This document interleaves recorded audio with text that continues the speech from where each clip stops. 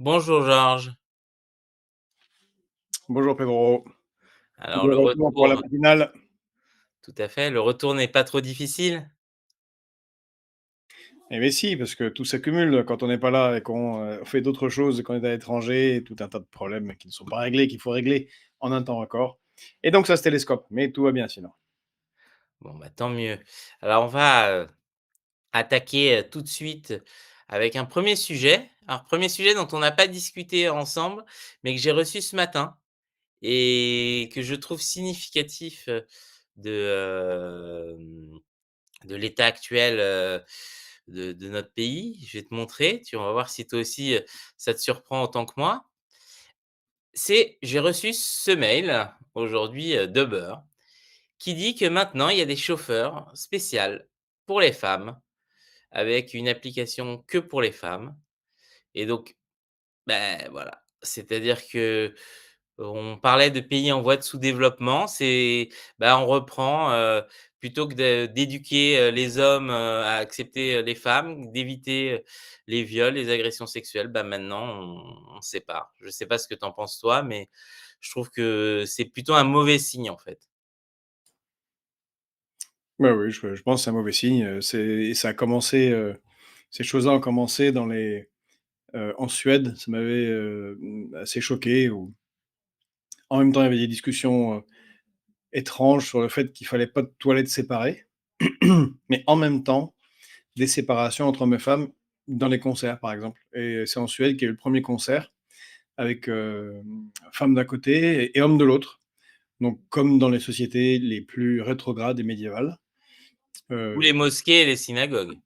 voilà, très clairement une dérive qui montre le niveau d'absurdité dans lequel on tombe. Et comme tu dis, ben, c'est dommage. S'il y a des problèmes, ce serait mieux d'éduquer les gens et de pouvoir vivre ensemble, voilà, plutôt que de se cacher les uns des autres. Et je vois Braid et Christian, Marco, bonjour, qui nous écrivent bonjour dans le chat. Mmh. On revient à la matinale. Bonjour en coup. Ouais, tout à fait, Oui, donc c'est écrit, oui, je l'ai vu aussi ce matin. Enfin, je vais pas sur du beurre, mais je l'ai vu sur que des gens partageaient ça.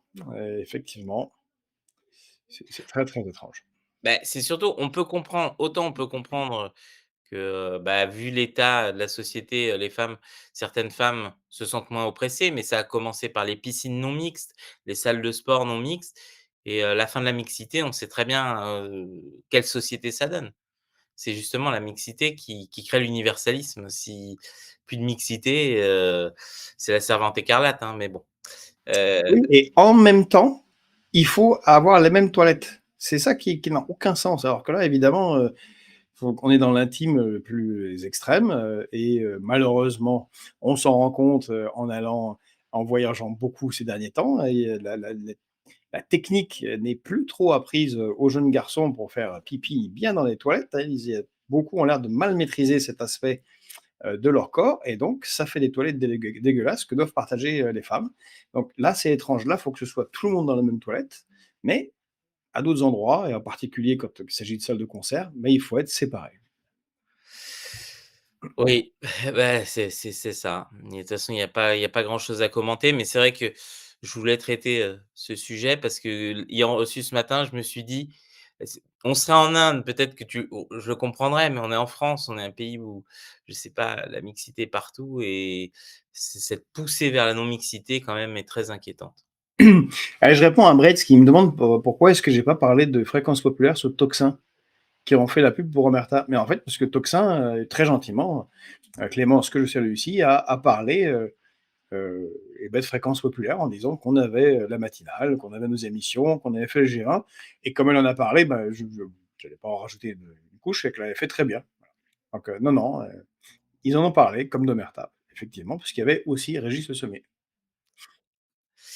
Alors, on va attaquer sur un deuxième sujet, mais qui va être en plusieurs parties parce que c'est un gros sujet, et qui touche, pas mal de choses, qui est, le Mercosur et en particulier, on va commencer par une petite saillie, que j'ai trouvée assez cocasse.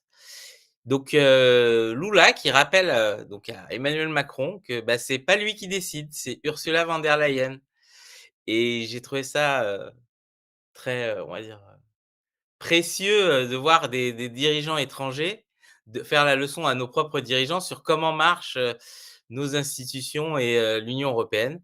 Même si, le but est pas du tout de défendre l'accord du Mercosur, c'est pas du tout mon propos, mais il y a un côté savoureux. Je sais pas ce que tu en penses, Georges, mais je pense que c'est bien que Emmanuel se fasse moucher comme ça. Non, mais c'est génial. C'est génial. On a des dirigeants étrangers qui savent mieux comment fonctionnent nos institutions, l'Union européenne, que nos dirigeants. Mais la réalité, c'est que, bien évidemment, Macron sait très bien comment fonctionne l'Union européenne, ainsi que le gouvernement. Ils font semblant, ils mentent. Ils savent très bien qu'ils ont transféré une grande partie de la souveraineté de notre pays à la Commission européenne, qui décide. Elle décide de signer les accords qu'elle veut signer avec des laboratoires pharmaceutiques sans en référer aux États. Elle décide de comment sont négociés les traités de libre-échange sans que les gouvernements, et dont le nôtre, n'aient le droit de savoir ce qui est discuté. Et ils savent très bien, c'est ça qu'ils ont voulu. C'est ça qu'ils ont bâti pendant 40 ans. Eh ben, ils l'ont. Ils ont transféré la souveraineté. C'est Madame von der Leyen qui décide. Et malheureusement pour nous, le président Lula, brésilien, a parfaitement raison. Macron n'a rien à décider. Ça sera décidé pour nous par la Commission européenne. Eh bien, nous ne sommes plus un État souverain. C'est la preuve si c'était nécessaire. Mais ce qui est insupportable, c'est qu'ils font semblant de résister. Parce qu'ils se sont rendus compte que les agriculteurs, ça ne se passe pas très bien, qu'à nouveau, ça va être un traité de libre-échange qui va totalement s'aborder notre agriculture qui est en grande difficulté et qui va empêcher toute politique protectionniste qui permettrait d'avoir un prix décent pour le travail des agriculteurs. Philippe Grégoire en parle régulièrement, on en a reparlé ici lundi. Pour que les agriculteurs soient payés, ça ne sera pas possible. Ils craignent un nouveau soulèvement agricole. Donc, ils font semblant. C'est génial. Tout est de la communication. C'est insupportable. Voilà. C'est la réalité dans laquelle on est. Perte de souveraineté et on a des gouvernements qui font des claquettes. Ce sont des acteurs et des communicants. Merci, Georges pour, cet éclairage effectivement, et justement on va continuer à parler, de de cette question, du Mercosur, parce que on a un acteur français, en l'occurrence Carrefour, qui, au début, la fin de la semaine dernière, a joué un peu les gros bras en disant, je ne vais pas, accepter, les accords du Mercosur. Je refuse d'importer, des denrées du Mercosur dans les supermarchés français. Ce qui s'est passé, c'est que, au Brésil, l'agrobusiness a dit: «OK, pas de problème, on ne livre plus les Carrefour», et d'un seul coup, on a vu, le PDG de Carrefour baisser sa culotte et vite fait changer, d'avis, pour la simple raison, et aujourd'hui, j'ai regardé les chiffres, que la marge opérationnelle de Carrefour, même si le chiffre d'affaires, de Carrefour est supérieur en France qu'il n'est, au Brésil, la marge opérationnelle est bien supérieure. C'est-à-dire que Carrefour fait un chiffre d'affaires de 18 milliards d'euros en France et une dizaine de milliards d'euros, en Amérique latine, mais il fait que 260 millions de bénéfices en France et 483 millions en Amérique latine. Donc, je pense que les actionnaires et d'autres lui ont dû dire au PDG de Carrefour, qu'il fallait un peu se calmer, ou je sais pas, mais bon, qu'est-ce que tu en penses toi? C'est dans un sens, ça partait dans un bon sens, ça a été applaudi par les agriculteurs, et de l'autre, on se rend compte que, ils ont plus les moyens, même eux, de d'imposer quoi que ce soit. Oui, puis ça illustre, effectivement, ils n'ont pas les moyens d'imposer, mais est-ce qu'ils le veulent vraiment? Ou c'est à nouveau, encore une fois, un exemple de communication. La réalité, c'est que ces grands groupes sont multinationaux. Mmh. Ils sont installés, ce sont des oligopoles qui sont installés dans différents pays et qui profitent justement du libre-échange et des tarifs différents et de l'exploitation des salaires différents, du dumping social, pour augmenter leurs marges. Donc ils font semblant, ils font un peu de communication. Ça a sûrement été une demande de Macron et de son gouvernement pour avoir l'air de faire quelque chose, mais la réalité, c'est qu'ils ont construit un monde où ces grandes multinationales, c'est prouvé, font leur meilleure marge déjà au Brésil. Donc de toute façon, pour eux, ça ira bien, quoi qu'il se passe.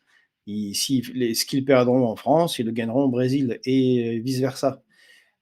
Et c'est au point où on a cette farce qui nous est expliquée régulièrement par Philippe Grégoire, euh, que la FNSEA fait semblant également de lutter, fait de la communication, quand son propre patron de la FNSEA est aussi chef du multinational qui s'appelle Avril et qui a des entreprises en Nouvelle-Zélande avec lequel on a signé un accord de libre-échange, également dans les pays du Mercosur. Et que également, ces gens-là font de la communication, font semblant de lutter pour les intérêts de nos agriculteurs, mais en fait bénéficient de tous ces accords de libre-échange parce que ça casse toutes les régulations. Donc pour eux, c'est c'est le beurre, l'argent du beurre, la crémière et tout ce qui va avec. Donc tout va très très bien. Voilà. Donc ils ont fait un peu semblant et on leur a rappelé que leurs bénéfices étaient au Brésil. C'est surtout aussi, c'est que dans la première déclaration d'Alexandre Bompard, donc le PDG de Carrefour, il dénonçait l'accord en disant que le marché français serait inondé de viande qui ne correspondait pas aux exigences sanitaires françaises. Et dans sa lettre d'excuse au gouvernement brésilien, il dit, donc il reconnaît la qualité, le respect des normes et la saveur de la viande brésilienne. Et donc en fait, on voit là aussi, c'est plutôt que d'attaquer le principe de destruction, de notre agriculture et la nécessité de la protéger, on attaque sur quelque chose qui est débile. Alors que bon, on y était, on voit bien que, c'est pas, pour être allé plein de fois aux États-Unis, la viande américaine, on sent bien qu'elle est dégueulasse. La viande brésilienne est pas dégueulasse, donc à un moment, il y a une réalité, il faut l'accepter que les d'autres pays font aussi des bons produits et que ça respecte aussi les normes. Et le truc, c'est que c'est pas ça le problème, c'est que juste que ces pays ont des capacités industrielles supérieures aux nôtres et que si on laisse faire, comme avec le traité de libre-échange, ben, on va se faire bouffer. Et donc c'est vrai que c'est d'autant plus stupide d'attaquer comme ça, c'est qu'après, il est obligé de faire un acte de contrition et s'excuser. Ça sert à rien, en fait. Mais bon, bref. Il y a Christian Labo dans le fil qui demande si la Suisse doit-elle s'inquiéter du Mercosur malgré qu'elle soit hors de l'UE. Une question intéressante. A priori, la Suisse étant un pays indépendant, elle a ses propres régulations et donc peut avoir des politiques protectionnistes et indépendantes dans ce domaine comme dans d'autres. Donc, je ne pense pas qu'il y ait trop d'inquiétude de son côté à avoir, en particulier pour la production bovine, qui est importante également en Suisse. Mais je vais vérifier cette question-là, plus concrètement. Bah, je crois que de toute façon, la Suisse, son PIB est tiré, de certaines industries très, pointues, comme l'horlogerie ou, certaines technologies de pointe, ce qui sont pas forcément, dans le cadre de l'accord du Mercosur ou des produits, comme le chocolat ou des choses comme ça. Donc je pense que justement, je pense que tu as raison. Même là-dessus, ils sont protégés parce qu'ils sont déjà eux-mêmes sur une niche. Non, mais dans tous les domaines, ils n'appliquent pas le pacte ferroviaire européen. La Suisse a un excellent système ferroviaire de fait de petits trains partout, alors que c'est une zone montagneuse et les Alpes, c'est pas simple, mais vous avez partout des trains qui arrivent à l'heure, bon marché, qui permettent déjà de pas polluer, puis d'être très très efficaces en transport de population. Euh, mais oui, ils n'ont pas des règles débiles de l'Union européenne qui cassent leur système ferroviaire. Donc, ils sont indépendants dans ces domaines-là, entre autres. Euh, je ne comprends pas très bien. Enfin, c'est un pays indépendant, pourtant c'est pas un pays gigantesque. Il arrive à faire des réalisations et à se protéger quand il y a un besoin. Il y a Pifu Fukushu qui écrit c'est insupportable. Est-ce que ce mécanisme peut être ralenti? Non. Le problème, c'est que tout le système européen, tel qu'il est catastrophique. On a un système où les États ont consenti des transferts de souveraineté et à moins de tout arrêter, on ne peut pas s'en sortir. Donc, pour le moment, dans l'état actuel des choses, Il n'y a pas de capacité à freiner quoi que ce soit. C'est pour ça que Lula a rappelé Emmanuel Macron: «Tu es sympa Manu, mais on s'en fout de ce que tu penses, ça sera décidé avec von der Leyen». Voilà. Donc, si on veut freiner et récupérer nos marges de manœuvre, il faut rompre avec l'Union européenne. Bah, d'ailleurs, C'est QFD. Stéphane Chamignon, le dit très bien, ça a été dit dans l'IB. Il y a eu un vote du parlement français sur le Mercosur qui est purement symbolique, qui est un vote de principe et ce qui est même honteux parce qu'il y a des vrais sujets, du moins, non pas que le Mercosur soit un faux sujet, mais il y a des sujets directement qui touchent les Français au jour le jour, qui sont pas traités et on fait des votes symboliques. On en parlera après, des niches parlementaires, mais à un moment, ce serait bien que nos députés, sur le peu de choses sur lesquelles ils peuvent décider, décident plutôt que de décider sur les trucs où ils ont plus la main. Mais bon, Et pour rappel, nos députés, depuis quand même maintenant 3 décennies, de gauche, de droite, de centre, ceci ou de cela, mettent notre législation aux normes des décisions prises au niveau de l'Union européenne. C'est principalement une chambre d'enregistrement. Et effectivement, qui a très peu de pouvoir concret. mmh, Et l'exécutif n'a plus. Enfin, c'est ça un État pas souverain. Il faut rappeler aussi que les accords de libre-échange mettent en place euh, des, euh, des tribunaux d'arbitrage, où là, on est en sortie de route totale par rapport même aux principes démocratiques. C'est-à-dire qu'on a des tribunaux d'arbitrage où sont décidées des politiques qui entraînent des nations entières sans que ce soit décidé par les peuples ou par leurs représentants élus. Ou ils peuvent passer par-dessus des lois si ces lois, dans le dit pays, euh, contreviennent à la liberté de commerce, à la liberté d'échanger, qui est garantie par ces traités de libre-échange. Donc voilà, c'est une sorte de droit de veto, pire que le droit de veto royal de la première constitution française, par des multinationales.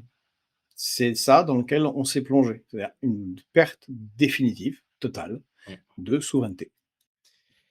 Alors on va enchaîner sur un autre sujet. Alors il y a eu un accord, alors tu vas peut-être nous l'évoquer, Georges, entre, Israël et le Liban, mais surtout, donc il y a eu pendant alors je crois qu'on était au G20 à ce moment-là, il y a eu un mandat d'arrêt, de la CPI, contre Netanyahou. Alors, c'est intéressant parce que c'est à peu près le même type de mandat d'arrêt, du moins même type. Il y avait eu aussi un mandat d'arrêt contre Vladimir Poutine, ce qui fait que c'est pour ça d'ailleurs qu'il ne s'est pas rendu au G20. Mais la France qui avait dit, «Pas de problème, on appliquera, ce que la CPI a dit», maintenant dit: «Bah non finalement, on le fera pas». Qu'est-ce que toi t'en penses par rapport à ce contexte global de l'arrêt, des hostilités au Liban, mais aussi ce côté double standard? C'est-à-dire que je crois que la France avait conspué la Mongolie ou je ne sais plus quel pays de ne pas avoir arrêté, Vladimir Poutine parce qu'il y avait, un mandat d'arrêt émis par la CPI et maintenant la France qui dit qu'elle va pas respecter. C'est un peu, est-ce qu'on peut encore donner des leçons au monde de cette manière-là? Alors déjà, avant de répondre Mmh. à ta question, pour ceux qui nous écoutent, on n'est pas manichéen. Voilà. On n'est pas à fond derrière Israël, enfin derrière le gouvernement Netanyahou, on n'est pas à fond derrière les Palestiniens. C'est pas un terrain de politique de guerre politique en France. Donc on peut critiquer ce que fait mal Israël, on peut critiquer ce que fait mal certains Palestiniens, on peut saluer ce qui est bien d'un côté ou de l'autre sans tomber tout de suite dans une série d'attaques stupides de gens qui ne sont que manichéens. Bon. Donc effectivement, la France se discrédite. Et de manière générale, c'est un problème pour le droit international. On le voit, on l'a vu, Pedro, en allant à Kazan ou à Rio. Euh, le droit international est en perte de vitesse d'abord à cause des pays occidentaux qui ne le respectent pas, ou plutôt le respectent quand ça les arrange. C'est le rules-based international order. Donc on fait des règles quand ça nous arrange. Et tu as très bien dit. Le CPI a décidé qu'on soit pour ou d'accord ou pas d'accord, la Cour pénale internationale a décidé de mettre un mandat d'arrêt contre Vladimir Poutine. C'est pour ça qu'il n'est pas allé chez ses amis et alliés des BRICS. Comme tu as dit, au Brésil, où l'année dernière, il n'est pas allé au sommet des BRICS en Afrique du Sud, à cause de ça. Bon, il est allé en Mongolie, la Mongolie n'a pas appliqué, en utilisant le même argument que fait la France, utilise la France aujourd'hui. Bah, en disant que bah, la Russie n'est pas signataire des accords du CPI, ce qui est vrai, pas plus qu'Israël, pas plus que les États-Unis. Bah, et à l'époque, la France trouvait que c'était abusé comme argument, parce que c'était par rapport à des crimes de guerre supposés. Mais là, c'est pareil, c'est par rapport à des crimes de guerre supposés, mais dans ce cas-là, la France considère que non, comme l'Israël n'a pas signé les accords du CPI, eh bien, elle peut avoir, entre guillemets, une immunité. Ah, c'est une farce, double standard classique, qui nous ridiculise auprès du Sud global, à qui on fait tout le temps des explications de, de texte, comment est-ce qu'il faut avoir une meilleure démocratie, comment est-ce qu'il faut respecter les droits de l'homme. Bon, personne ne nous prend plus au sérieux. Ça va un peu plus aggraver ce cas-là. Alors maintenant, il est dit sans qu'on puisse vérifier que c'est pour faciliter un accord de cessez-le-feu avec le Hezbollah au sud Liban. Moi, je vous le dis franchement, je ne crois pas un seul instant. Tout simplement parce que je pense que le cessez-le-feu est mis en place parce qu'Israël en a besoin et que c'est militairement une catastrophe, contrairement à ce qu'il pensait, euh, dans ses combats face aux unités du Hezbollah au sud Liban.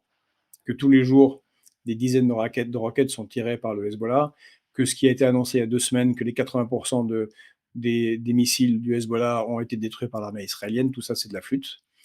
Il n'y a exactement comme en Ukraine aucune communication sur les pertes israéliennes, c'est blackout total du journalistique. Mais on a un exemple, on a déjà l'expérience, pardon, de la précédente guerre du Liban, celle de 2006, et ça avait été la même chose. Israël avait envahi, d'écrabouiller le Hezbollah, ça c'était d'aller jusqu'au fleuve Litanie, même chose. Et les États-Unis avaient soutenu, même chose, et refusaient tout cessez-le-feu. Hein, je vous rappelle que là, l'objectif c'était de détruire le Hezbollah. Donc pourquoi ils feraient un cessez-le-feu si ça va bien? Ils ont tué Nasrallah, ils ont fait exploser les pagers, tout le, la direction du Hezbollah est décapitée, hurrah en avant. Et ben là, comme en 2006, sur le terrain, ça se passe pas bien pour tout un tas de raisons, parce que ce sont des unités qui sont organisées de manière déconnectée les unités militaires du Hezbollah sont déconnectées de l'organisation politique Hezbollah qui les ont décapités, que ce sont des unités combattantes de 100 à 200 combattants très entraînés qui ont non seulement maintenant depuis 2006 18 ans d'entraînement militaire, mais qui ont combattu contre Daesh à la frontière avec la Syrie. Bref, ce sont des vraies unités militaires qui fonctionnent un peu comme les unités de résistants et de partisans, de manière séparée du centre de commandement politique. Et ça se passe mal comme en 2006, et la situation est difficile maintenant pour Israël en termes de troupes, en termes de munitions, et ils sont dans un cas compliqué, c'est que le dôme de fer, ce qui protège supposément Israël des missiles, en particulier iraniens, on a déjà vu que ça fonctionnait pas très très bien quand il s'agissait de missiles hypersoniques, mais là, le dôme de fer est usé par les missiles tirés par le Hezbollah. Donc en fait, c'est Israël qui est dans une situation difficile. Donc faire croire que c'est parce que la France a posé cette immunité que l'accord a été rendu possible, c'est n'importe quoi. C'est vraiment prendre les gens pour des imbéciles, ce que nous ne faisons pas, chers auditeurs, ici avec vous. Donc voilà la situation et la France se discrédite. Mais tu penses pas, justement, que dans cette histoire du Liban, c'est cette fake news qui doit être probablement venir, du Quai d'Orsay, c'est aussi parce que, la France était en dessous de tout, on a été d'une nullité affligeante, incapable de contenir l'un ou l'autre côté, incapable de faire heu, une conférence de paix ou d'essayer d'être moteur dans cette négociation et qu'il faut un peu sauver la face?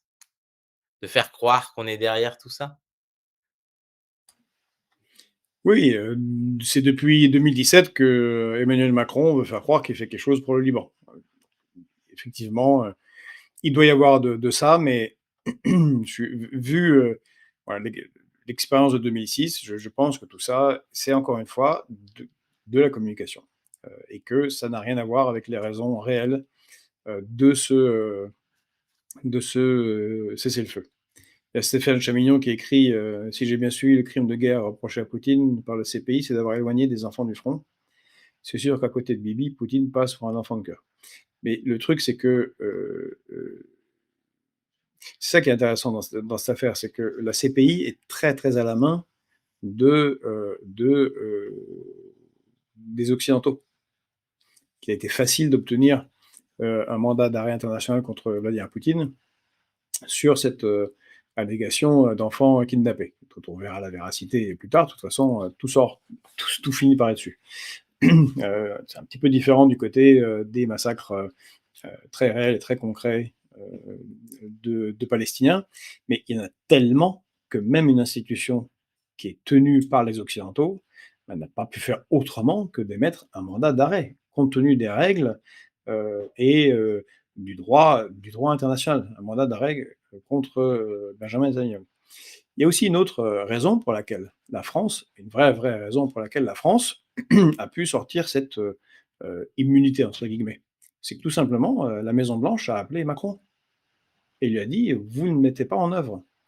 Et j'en veux pour preuve la réaction, de la porte-parole du gouvernement, aux États-Unis, qui la question lui a été posée par rapport à ça. Elle a dit qu'elle ne reconnaissait pas la CPI et que tout ça était, inacceptable, et que tout ça c'était, limite antisémite, que tout ça c'était, anti-Israël et tout un tas d'autres inepties. Alors du côté de ceux qui arrivent au pouvoir, les trumpistes, et d'ailleurs je fais un petit coucou, à ceux qui sont fans de Donald Trump, bah, ils ont été très clairs. Ils ont dit: «Si la France applique ça, on fera une guerre économique à la France, on la mettra à genoux». Voilà, ça c'est nos amis, c'est nos alliés Je et savais pas que je Bruno pense Le je Maire pense je pense qu'Emmanuel Macron, qui est quand même très, très atlantiste, s'est dit que bon, on va éviter, déjà dans la situation catastrophique où on est, d'avoir, l'oncle Sam qui s'énerve contre notre économie. Georges, ça veut dire que Bruno Le Maire est parti s'exiler, de l'autre côté de l'Atlantique et c'est lui qui conseille Donald Trump? Parce Non, qu'il est très fort pour je mettre pense à genoux. que vu la pénétration américaine en France, si eux décident de mettre notre économie à genoux, ils peuvent le faire très aisément. Mais de toute façon, elle est déjà à genoux, donc voilà, Oui, ça c'est sera plutôt, nous donner des coups de pied mais à terre. non, mais encore c'est intéressant, c'est ils ont menacé la France. Mmh. C'est censé être nos alliés. Parce que la Cour pénale internationale a émis un mandat d'arrêt contre un type qui fait des massacres et un nettoyage ethnique, revendiqué par son gouvernement. C'est sidérant quand on y pense. Mmh. On est Ah, alliés. mmh. La Cour pénale internationale, elle est en Hollande. Il y a des, il y a des républicains qui ont proposé d'envahir la Hollande quand même. Et très sérieusement, le gouvernement Biden a menacé les juges de la CPI de sanctions. Et il y en a qui ont subi des sanctions parce qu'ils font leur travail contre des criminels de guerre. Je je suis C'est désolé, sidérant, en fait. quand tu as parlé de la Hollande, j'ai imaginé le peuple hollandais en résistance utiliser du gouda pour, saboter les tanks américains. Oui, non, à un moment, soyons sérieux, mais c'est bien parce que ça fait une petite, ça introduit bien le thème d'après, hem, qui est donc, Donald Alors Trump. juste attends, il y a Ankou qui disait: «Mais il faut faire quelque chose pour le Liban, il le plombe». Oui, mais la France ne fait pas grand-chose, en réalité, heu oui, malheureusement, il faut faire quelque chose pour le Liban. Personne ne fait rien et on laisse, voilà. Ils avaient vraiment pas besoin d'une guerre supplémentaire. On aurait parfaitement pu, si on avait voulu, avant, imposer qu'Israël n'intervienne pas. Mmh. Et Alors d'abord je pour vois que même pour ceux qui aiment Israël, pour qu'Israël ne se foute pas dans une situation catastrophique. Ce qui est le cas dans lequel Israël est maintenant. Alors, je suis Vas-y. très content de voir que nos téléspectateurs, du moins ou nos auditeurs. Ah, je te coupe parce que Marco a raison, mais et à la tête de l'OTAN, ce n'est pas les Pays-Bas aujourd'hui. Oui, c'est Rutles qui non, mais c'est voilà. Oui, Non, mais mais tout ça les Américains, la géographie, hein. oui, mais la séquence est intéressante. Ça montre à quel point les pays de l'OTAN sont en fait vassalisés à Washington, point. C'est une vassalisation pure et simple. Même ça, Même ça, ça n'est pas acceptable. Même ça, c'est une menace. Par contre, Marco, ce n'est pas le secrétaire général de l'OTAN qui dirige l'OTAN, c'est une erreur qui est due, à ce que répètent nos médias en boucle. Donc c'est pas Stoltenberg jusqu'à peu, ce n'est pas Rottel, c'est le général commandant de l'OTAN et c'est toujours un Américain. Alors je suis désolé, je vais relever un commentaire très, très drôle. Pour mettre l'économie russe à genoux, il aurait fallu la faire entrer dans l'UE. C'est vrai que ça aurait été la méthode la plus simple et je pense qu'ils ne se seraient pas remis, les pauvres. Heu, c'est vrai qu'on n'a pas été malin. Ça aurait été le meilleur, peut-être que justement, la meilleure chose qui arrivera à l'Ukraine, c'est de pas rentrer dans l'UE. Heu, Maintenant, donc on va introduire justement le sujet d'après. Ça faisait une bonne transition puisque tu parlais de Trump. Donc Trump, qui fait une déclaration à l'américaine: «Nous obtiendrons la paix par la force», il y avait la démocratie par les bombes, maintenant c'est la paix par la force et qui nomme donc quelqu'un qui a été, lors de son premier mandat, donc un ancien général, qui est très fidèle à Donald Trump et qui était là lors de son premier mandat. Or, bah, je vais te laisser le dire, mais lors de son premier mandat, ils ont été plutôt assez belliqueux avec la Russie sur les sanctions et sur l'armement de l'Ukraine. Donc, est-ce que ça va, même s'ils critiquent, l'argent donné à l'Ukraine, est-ce que ça va changer quelque chose? C'est pour toi, Georges. Ah, j'avais coupé mon micro, pardon. Mmh. Non, c'est totalement, et c'est assez, ridicule et encore une fois, tous les amoureux de Donald Trump ici, qui sont en pamoison, ce qui est une autre manière de ne pas être souverain, hein, parce qu'il y a les adorateurs il y avait les adorateurs de Biden, Kamala Harris, qui allaient sauver, le monde et puis, il y a les adorateurs de Trump. C'est 2 facettes d'une soumission, aux États-Unis. Donc non, heu, l'équipe qu'il est en train de choisir, c'est une équipe, comme on dit aux États-Unis, de warmongers. Ce sont des néoconservateurs. Il est en train de renommer quand même Mike Pompeo, qui est parmi les plus fanatiques anti-russes et néoconservateurs pour être ministre des Affaires étrangères. Il n'aura rien à envier à Blinken, d'autant qu'il a déjà servi sous Donald Trump dans la première présidence. C'est un peu comme s'il avait pris aucune leçon de sa présidence, ni de la présidence de Joe Biden, à moins qu'il ne soit en fait contraint par l'appareil militaro-industriel, ce qui est, à mon sens, possible.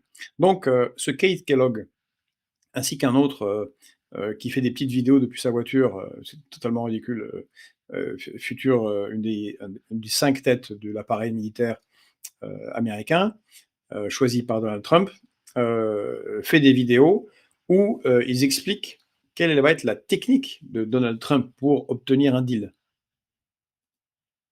Il a dit qu'il allait appeler Poutine, ce qui est une bonne chose, hein, parce que un des problèmes de l'administration de Joe Biden, c'est qu'il ne discute même pas avec Vladimir Poutine, ce qui n'est du jamais vu. Hein, Mais Georges, tu es dur.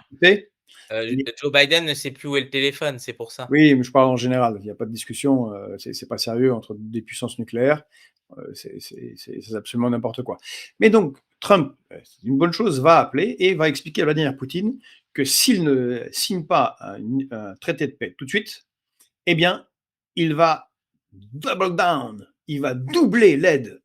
Non, c'est même pas ça le terme. C'est pas qu'il va doubler l'aide, ça c'est la demande de la Commission européenne. Non, il a dit l'aide qui a été fournie par Joe Biden, ça sera peanuts comparé à ce que Trump enverra en Ukraine. Il l'inondera d'armes et d'argent tellement que la Russie sera défaite. Bon, eh ben, on est dans le même délire, en fait, que l'administration de Joe Biden et tous les analystes militaires américains et géopoliticiens américains sérieux rappellent ça n'est pas possible, même pas de doubler ce qu'a déjà envoyé Joe Biden, parce qu'il n'y a pas les missiles, les munitions et les armements, même aux États-Unis, à envoyer. D'autant plus que l'administration Donald Trump était encore plus anti-chinoise que l'administration Joe Biden et qu'il l'a manifesté à plusieurs reprises durant la campagne présidentielle, voulant engager au minimum une guerre commerciale avec la Chine, ce qu'il fera, éventuellement une guerre réelle, puisque c'est sous Donald Trump qu'ont été installées les premières unités militaires américaines à Taïwan, eh bien, il ne pourra pas mener, double conflit compte tenu de la production industrielle de défense réelle des États-Unis. Voilà, c'est ça la situation. Donc c'est n'importe quoi. Donc on a des gens qui ont la même vision fantasmagorique de la réalité, qui sont en train de reprendre les commandes, sous Donald Trump. Donc je pense que ça ne changera rien. Et quand on voit du côté russe, les Russes, c'est à ça qu'ils s'attendent, c'est qu'il n'y ait pas de changement et de toute façon, eux continueront à faire ce qu'ils font, c'est-à-dire avancer sur le terrain et conquérir plus de parts de plus de territoire en Ukraine. Donc voilà, il y a pas réellement de changement à attendre de gens pareils. Alors, je vois que Stéphane Chamillon dit: «Que pensez-vous de la proposition de Régis Debray qui demande dans une vidéo que la France devienne un État membre des USA, histoire qu'on ait notre mot à dire?» Alors moi, j'ai juste un truc, on va Oui. finir comme Non, non, mais Porto ce Rico, hein, truc de Régis Debray était génial, mais bien sûr, c'est le meilleur truc à faire, c'est clair. mais le risque, voilà, c'est de finir comme Porto Rico, c'est-à-dire d'être un État sans avoir le droit de donner son avis. C'est d'ailleurs, si c'est pas déjà le cas, en fait. Hem, alors, on va sauter un peu du coq à l'âne.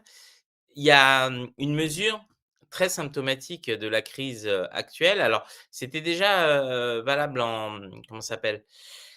En France, mais maintenant, on voit que à nouveau, l'Union européenne veut limiter au maximum, les paiements en cash. Donc, on va vers, la disparition, de l'argent papier. Alors, on sait qu'en cas de crise, bah, c'est beaucoup plus facile, de bloquer et on l'a vu à Chypre et dans d'autres endroits, bah, les transactions que de bloquer, les sommes d'espèces. Donc pour moi, c'est plutôt, alors tout ça, sous couvert de lutte contre le blanchiment d'argent et cetera. Il y a plein de bonnes raisons pour lesquelles, i on justifie la fin de l'argent papier. Mais ça on devrait quand même s'inquiéter parce que, mine de rien, tout ça, risque de servir très rapidement pour, limiter les gens au moment où on va se prendre le mur parce que, bah, le mur arrive. Moi, je pense et ce sera d'ailleurs l'objet du sujet d'après, mais et voilà. Je sais pas ce que tu en penses toi, Georges, mais Mais j'en pense la même chose et puis, c'est une atteinte, aux libertés individuelles. Ça permet un contrôle, total, de supprimer la monnaie, papier, voilà. Il y a plus de c'est une limitation de liberté. C'est aussi simple que ça. mmh, Donc nous, on est évidemment attachés, à la monnaie papier, et à une partie de la liberté que ça apporte et d'huile dans le moteur d'un pays, oui évidemment, ça fait un petit peu de ça permet un petit peu de fraude, ici et là, mais et puis ça va faire des problèmes parce qu'en la réalité, en fait, la fraude dont on parle, on a un certain nombre de commerçants. Bon, quand l'argent rentre en liquide, ça permet de pas tout déclarer, de s'organiser un peu, mais ça va faire des pertes réelles pour beaucoup de gens, en fait, et entraîner un peu plus d'artisans, dans la spirale, eh bien, de la faillite. On a déjà des records faillites de petites entreprises, ça va l'aggraver, en plus d'être une atteinte aux libertés et puis, c'est là aussi un ridicule, absolu, c'est dans les pays scandinaves, où ils ont déjà imposé ça, la fin de la monnaie papier. Mais ils se sont dit: «Bah, il y a quand même des SDF, on va faire comment?» Parce que, bon, on donne une petite pièce à quelqu'un qui mendie. Et ben, ils leur ont donné des des terminales. terminaux Ouais, des terminaux j'ai vu ça. TPE, avec un compte en banque. Donc, vous pouvez mendier avec un TPE. Non mais Oui, ce qui mais j'en ai vu quelques-uns à Paris et justement, c'est très perturbant parce que tu dis: «J'ai pas de monnaie», le mec il dit: «C'est pas grave, je prends l'Amex». Tu vois? Et là, tu fais: «Ah, j'ai pas de carte». Non, mais c'est vrai que oui, oui, Stéphane écrit, le fascisme sera numérique». Mais il a raison. Enfin, le problème, c'est qu'il peut être, justement, ce sont des c'est pas obligatoire, mais tout ça, donne des armes supplémentaires. Alors on le fait nous-mêmes tous volontairement, hein, tout le monde a des comptes, Facebook, LinkedIn, Twitter, et raconte toute sa vie, sur les réseaux sociaux, donc bon, enfin, on contribue largement à à notre autocontrôle, mais ça rajoute, voilà, ça rajoute. C'est comme les tickets de métro, un pass Navigo, on vous suit, on sait qu'est-ce que vous avez fait tout le temps. Un ticket métro, bah, c'est un peu de liberté. Après, le seul intérêt, moi, que je vois dans la monnaie numérique, c'est que si demain l'UE, on en finissait avec l'UE, ce serait très facile de repasser à une autre monnaie avant qu'on en réimprime. Et donc ça peut être c'est un bon outil de transition, et de transition rapide, mais ça, c'est un autre débat. Et justement, on parle de l'Union. De plus en plus d'articles semblent sonner le crépuscule de l'Allemagne. Donc, de plus en plus de gens en parlent, même Angela, elle commence à trembler un peu parce qu'elle a écrit son bouquin, mais d'autres disent: «Bah non, c'est une catastrophe» et cetera. Alors, lundi, on regrettait que Coralie Delhomme n'était plus parmi nous pour, assister, à la fin du miracle, comme c'est marqué dans l'article. Toi, qu'est-ce que tu penses justement de la situation, de l'Allemagne et les conséquences directes sur nous? Puisque, on sait très bien que c'est l'Allemagne, le moteur de l'Union européenne et si l'Allemagne marche plus, il y a plus d'Union européenne techniquement. Ben, plus comme elle était aujourd'hui.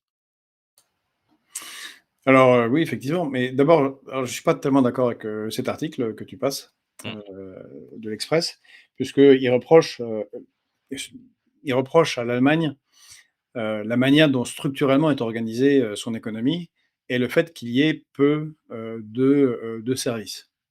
Bon, heu, d'abord, c'est bizarre parce qu'il y a des services en Allemagne, alors sûrement moins qu'en France, mais un des problèmes de nos économies, c'est qu'on est trop des économies tertiaires, trop des économies de services, c'est pas assez des économies industrielles.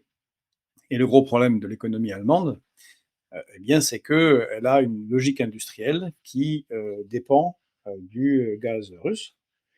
Et les problèmes, eh bien, c'est que, c'est rompu. Le lien avec le gaz, russe pas cher, le gaz naturel, je parle. Pardon, puisqu'on achète toujours quand même du gaz GNL russe. Mais on l'achète à bas coût. Non, on l'achète à pas à bas coût, on l'achète à cher, Mais je justement. sais, mais Je sais, c'était là. c'est la blague, mais là, on achète beaucoup plus cher que le gaz, naturel. Ce qui fait que les Russes gagnent plus d'argent qu'avant, en vendant moins de gaz. Bon, soit. Mais, il y a aussi des problèmes autres structurels et pas le fait qu'il n'ait pas assez basculé dans le tertiaire, parce que je vois pas très bien en quoi ça protège notre économie à nous. C'est que, ils ont renoncé au nucléaire, ce qui est une très, très, très mauvaise idée et aussi, ils sont pris dans des logiques néolibérales depuis des décennies, comme tous les pays, de l'Union européenne, mais également comme les États-Unis et c'est là qu'il y a le plus gros problème. Heu, je me souviens quand Angela Merkel était partie, avait quitté le pouvoir, il y avait tout un tas de saluts, sur sa politique et on avait, nous, fait un je sais pas si tu te souviens Pedro, un topo sur le fait que, bah, c'est pas si certain si on se penche sur les infrastructures du pays. Et les infrastructures du pays en Allemagne sont dans un état catastrophique. Déjà, c'est pas terrible en France, mais c'est encore pire en Allemagne. Pourquoi? Eh bien, c'est à cause de leur politique fanatiquement néolibérale à avoir des comptes qui ne dépassent pas et d'être toujours bénéficiaires. Oui, bah, ils n'ont pas investi dans ce qui coûte aujourd'hui, mais qui rapporte demain, à savoir la rénovation des infrastructures. Donc on a ce pont, qui récemment s'est effondré. On a de moins en moins de trains en Allemagne qui arrivent à l'heure, heu, entre autres en raison des problèmes structurels de caténaires qui tombent en panne, de rails qui sont tordus, de enfin bon, tout un tas de soucis, qui sont en train d'arriver de manière accélérée dans l'ensemble de l'Occident et spécifiquement en Europe. Les infrastructures sont atteintes. On en parle régulièrement, ça ne semble toujours intéresser personne, y compris les écologistes, mais la France, nous en sommes à 20 de pertes en moyenne d'eau dans nos systèmes de canalisation. Tellement ils sont anciens et vétustes. Ça demanderait des travaux d'infrastructures absolument colossaux de type, de ceux du baron, Haussmann, pour refaire dans toutes les villes de France, le remettre en état. Et il y a un travail à faire, en particulier sur les ponts, sur les tunnels. Voilà, donc c'est des défauts structurels qui vont apparaître maintenant, parce qu'au bout d'un moment, ça casse. comme ce pont qui s'est effondré. Et là, les coûts, eh ben là, les coûts sont colossaux, puisqu'il faut refaire un pont. De Ça coûte beaucoup plus cher que de l'entretenir régulièrement. Voilà. C'est là à quoi mènent des politiques néolibérales stupides qui refusent des coûts aujourd'hui, mais pour créer des coûts beaucoup plus importants des années après. Et imaginez pour le service de santé, ça va être la même chose. On fait des économies de bout de chandelle sur tout, sur la production de médicaments, sur qui est soigné, qui est pas soigné, combien est remboursé un tel, sur l'état des hôpitaux, sur la fermeture des lits, jusqu'au jour où ça va craquer. Et là, le coût sera absolument colossal. Dieu nous garde mmh. d'une pandémie de grippe aviaire. Mais tu sais, d'ailleurs, c'est intéressant parce que c'est une des grandes victoires du G20 du Sud global qui a été complètement occultée par les médias, occidentaux. C'est la fameuse alliance pour la relocalisation des médicaments et des vaccins pour que chaque pays puisse être capable de produire et être indépendant dans son système de santé. Et alors, j'ai cherché, pendant très longtemps qui étaient les pays qui en faisaient part. Bah, bizarrement plein de pays, mais pas nous. C'est-à-dire que nous, bah, on s'en fout, on préfère continuer à délocaliser comme si, bah, c'était pas grave d'avoir plus de Doliprane, plus de médicaments anticancéreux et cetera. Donc pour ceux, et je ne sais plus qui est, notre auditeur qui a parlé, de pays en voie de sous-développement, effectivement, c'est je crois que ça illustre très bien ce concept et tous ceux qui ont pris l'autobahn savent que les fameux, du moins pas de limite de vitesse, il faut pouvoir ne pas avoir de travaux et vu que c'est tout le temps en travaux justement, c'est très dur, de pouvoir rouler, librement. L'Allemagne est un pays on dirait en perpétuels travaux et avant c'était rapide les travaux et maintenant on voit d'une Non, année mais sur l'autre, y vraiment. a pas on va pas critiquer que l'Allemagne, c'est le cas de la France. Oui, tout à fait. Il y avait, pour ceux qui habitent Paris, vous avez vu les travaux qu'il y avait au Châtelet-Léal, ça a duré 12 ans. 12 ans avec les fils qui pendouillent partout. Puis de toute façon, ce qu'on construit ne tient pas très très bien, ça c'est les arbres très très vite, au point où les Chinois faisaient des blagues. Ils disaient: «Mais on ne voulait pas qu'on vous prête au mois d'août 100 ouvriers pour finir la station?» Parce que d'année en année, ils voyaient que les travaux avançaient pas. Bon. Alors oui, il y a Marco qui écrit que pour les fuites, c'est encore pire que ça. Oui, c'est possible, mais c'est déjà, je trouve, 20%, c'est déjà très grave. Et sûrement, c'est pire. Il y a Wood Armor qui nous écrit que la Grande-Bretagne est première sur la faillite du ferroviaire et les autres suivent bêtement. Ouais. Alors, le cas de la Grande-Bretagne, qui réinvestit depuis Boris Johnson dans le ferroviaire national, on a là un exemple classique de privatisation des profits, socialisation des pertes. Ils ont vendu à la découpe le système ferroviaire britannique, ce que nous impose aujourd'hui la Commission européenne. Et je voudrais quand même saluer les grévistes de la SNCF, parce que dans les médias, c'est insupportable. Alors oui, il y a un côté bas du front, casse-bonbon juste avant les vacances pour des trucs davantage personnels. Bon, pourquoi pas, c'est aussi pour ça qu'on fait des grèves. Mais ce qu'ils ne disent pas dans nos médias, c'est qu'ils font grève parce qu'ils se battent contre l'imposition de la privatisation du fret. On va, la SNCF est obligée d'abandonner le fret et de créer deux entreprises qui vont se faire concurrence. C'est débile. Ça, c'est, comme vous le dites, Wood Armor, ça s'est passé en Grande-Bretagne, au point où c'est devenu tellement catastrophique qu'un même un libéral comme Boris Johnson est obligé d'investir l'argent d'État pour remettre un peu en ordre le système ferroviaire britannique. Mais là, c'est la socialisation des pertes, parce que cette remise en état se fait par l'argent des contribuables, alors que des fortunes se sont faites sur la dépravation du système ferroviaire britannique. Stéphane Chamignon dit oui, BASF délocalise aux USA. Euh, et ben effectivement, les entreprises pétrochimiques, Bayer aussi, qui est une autre industrie pétrochimique, délocalisent, car les États-Unis font une politique agressive. Là aussi, nos super alliés font une politique agressive contre les Européens en faisant une politique protectionniste qui fait que, en fait, je vais demander un truc à la régie parce que je ne peux pas me concentrer, en fait, du tout. Ils sont en train de faire apparaître tout un tas de machins à l'écran et c'est dégueulasse. Donc faut arrêter les gars, ou vous trouvez un autre moyen parce que j'arrive pas à me concentrer. Voilà, je suis désolé. Focus. J'ai pas un cerveau de Pedro, je peux pas faire 6 choses à la fois. J'y arrive pas. Donc, les Américains proposent, une politique protectionniste agressive, ça sera encore pire avec Donald Trump, en disant qu'ils vont taxer les entreprises européennes, mais si elles s'installent aux États-Unis, bien sûr, elles n'auront pas la taxe. Un. Deux, l'énergie pour les entreprises est 3 fois inférieure au coût de l'énergie en Europe. Deuxième avantage, et dans les industries pétrochimiques, eh ben, dans la chimie, c'est beaucoup justement de pétrole, de gaz, et donc il n'y a pas photo. Pour BASF et Bayer, c'est départ aux États-Unis. On a aussi des lignes de production qui partent de Volkswagen, de BMW, qui s'en vont déjà aux États-Unis. Donc oui, c'est une situation catastrophique. Eric Schmidt dit oui, des ponts qui s'effondrent, il y en a aussi en France. Oui, oui, c'était justement, c'était pas spécialement une. Je trouve un peu surprenant cette saillie sur l'Allemagne. Et c'est bien embêtant que les Allemands, ça aille pas bien, puisque comme tout a été construit autour de l'efficacité de l'industrie allemande pour que l'Union européenne dans son ensemble fonctionne, bah, ça va coûter très cher à tout le monde. Et même chez nous, on a plein de problèmes d'infrastructure. C'est assez catastrophique. Alors, Pascal, oui, depuis Giscard, la France s'effondre. Après Mitterrand, enfoncer le clou. Oui, non, mais c'est la construction européenne telle qu'elle a été faite, néolibérale, favorisant la financiarisation de l'économie, qui est cause de toute cette catastrophe.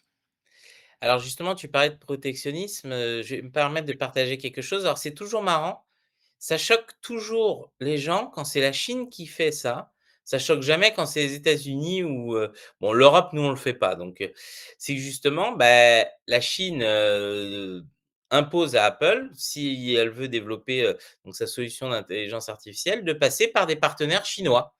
C'est-à-dire que, la Chine, et comme nous on devrait faire, hein, pour moi ça c'est ce qu'on devrait faire. C'est-à-dire que plutôt que d'accepter qu'une entreprise étrangère s'implante sans, on va dire, aucune contrepartie, ils disent: «OK, vous pouvez, mais vous devez passer par des entreprises locales pour justement se conformer, aux réglementations».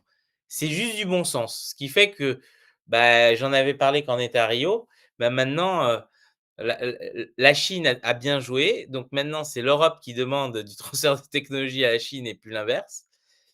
Mais voilà, mais c'est marrant parce qu'à chaque fois on voit des articles un peu outrés dans la presse occidentale, alors que les Américains le font pareil et ça choque personne. Donc est-ce que tu as un avis là-dessus, Georges? Non, mais tu l'as dit, c'est juste, parce qu'on a des élites dirigeantes atlantistes et c'est à peu près, c'est la même logique que ce dont on parlait tout à l'heure concernant la CPI. Mmh. C'est bien quand c'est Poutine, c'est pas bien quand c'est Netanyahou et en utilisant les mêmes arguments que ceux qui défendent, Poutine, donc c'est n'importe quoi. Là, c'est pareil. C'est bien quand c'est les États-Unis, même si c'est contre nous, mais c'est pas bien quand c'est les Chinois. Or, le problème, c'est qu'on est, en raison des politiques néolibérales menées pendant ces 40 dernières années, les politiques de libre-échange, les traités de libre-échange, la zone mondiale qui est la moins bien armée pour pour faire des guerres commerciales, c'est l'Union européenne. Parce qu'on n'a pas assez de ressources, parce qu'on n'a pas assez d'industries, parce qu'on a trop délocalisé, et qu'on n'a aucun outil de protectionnisme efficace.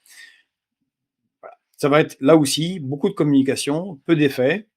Là où les autres vont agissent, en fait. Pas vont agir, agissent. Défendent leurs industries, mettre des politiques protectionnistes.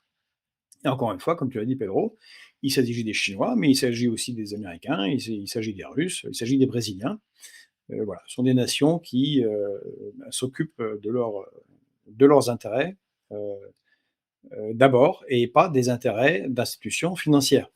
Voilà. Mmh. Ce qui est le Mais cas de la Commission européenne. d'ailleurs, ce qui surprenait, les journalistes dans cet article, c'est que Apple va céder. C'est-à-dire Apple sait que, les règles sont comme ça. Ça sert à rien de rentrer en conflit avec, la Chine puisque c'est un gros marché. On applique les règles des Chinois, voilà, c'est tout, c'est assez c'est le ce mode de pensée d'ailleurs qui fait qu'en Europe, on se dit: «Non mais les corporations ne céderont jamais». Alors qu'on voit, bah, si on leur impose des règles, ils bien qu'ils continuent à vendre, à gagner des sous, donc ils respectent les règles, tout bêtement. Donc c'est juste un manque de volonté politique. Alors on va passer sur, notre, plus ou moins dernier sujet qui était, là avant de passer à notre invité, donc Natalia Selva, donc pour tout à l'heure, sur la niche parlementaire de la France insoumise. Alors, tu avais des choses à dire, Georges, sur cette niche parlementaire de la France insoumise. Bon, je crois qu'on n'est pas d'accord sur cette niche parlementaire, Pedro. Toi, tu penses qu'elle est mal ficelée et que la France insoumise a fait exprès d'être qu'elle a mal ficelé leur texte pour être, pour, pouvoir, Se victimiser. se victimiser.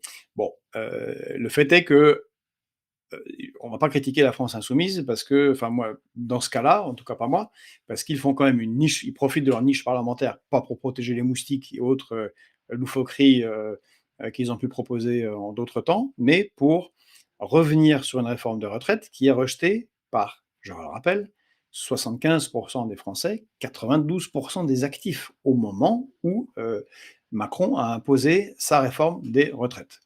Donc c'est plutôt légitime que des représentants du peuple proposent une loi qui va dans le sens de ce que demande le peuple. Bon.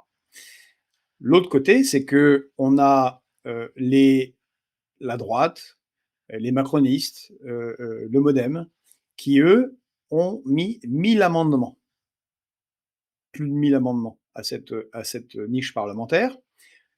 Et ils l'ont dit pourquoi? Ben, c'est pour la bloquer. C'est une obstruction. Ils le revendiquaient comme tel.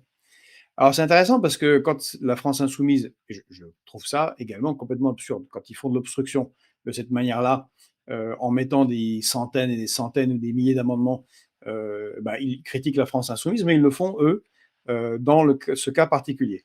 Il faut également savoir quelque chose, on va vous l'apprendre, c'est que les niches parlementaires, eh bien, s'arrêtent à minuit pile. C'est Cendrillon. C'est le carrosse se transforme en citrouille et les chevaux en souris. Voilà. Et c'est pour ça qu'ils mettent autant d'amendements. C'est-à-dire, si tout le texte n'est pas discuté et voté à minuit, eh ben, c'est fini.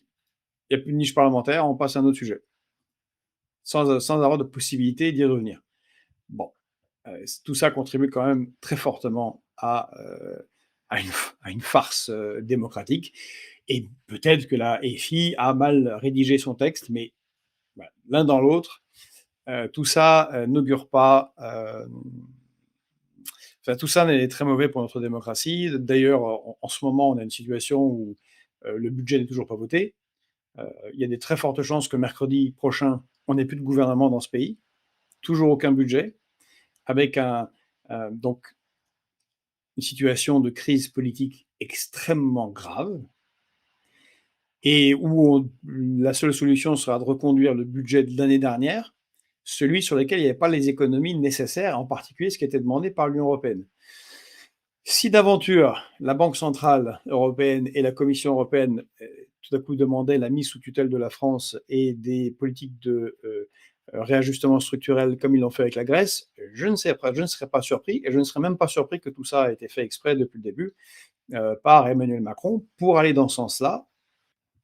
Quoi encore? Eh bien, vers plus d'Union européenne, plus de fédéralisation, puisque c'est ça qui est sur son agenda, et c'est ça qui est sur l'agenda numéro en première ligne de l'agenda politique de la Commission européenne, menée par Madame von der Leyen.